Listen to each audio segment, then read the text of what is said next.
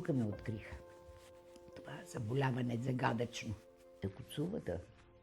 Синдром на разбитото сърце. Дойдох вече, разказвах как откриват точно в момента на кризата този синдром, този капан. Дежурна беше доктор Друмева. Много съм благодарна. Просто ме спасиха хората. Спасиха.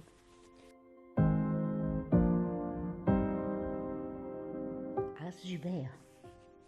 Аз живея и благодаря за всеки ден, който се събужда.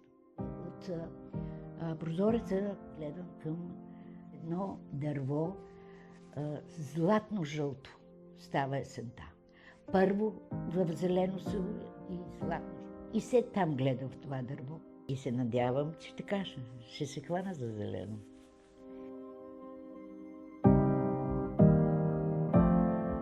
И на себе си да дадеш кураж. Това е да се измъкнеш като барон Мюнхаузен сам за козата на хора.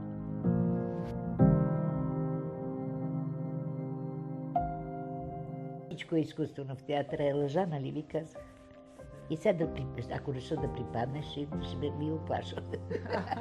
На Шекспир великата мисъл. Всички сме артисти, живота е театър, нали? И всички сме актьори. Обичай изкуството вътре в себе си, а не себе си в изкуството. Трябва човек да бъде благодарен. Не всичко може да бъде угодено, не всичко може да бъде положително, не всичко може да бъде както ти го искаш.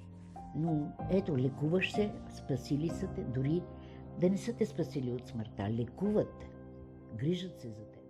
Дори да нямаш основание да благодариш, кажи благодаря. Много е важно. То зарежда този отсреща, макар и за малкото, което е дал. Кажи това благодаря и ще бъдеш удовлетворен и ти.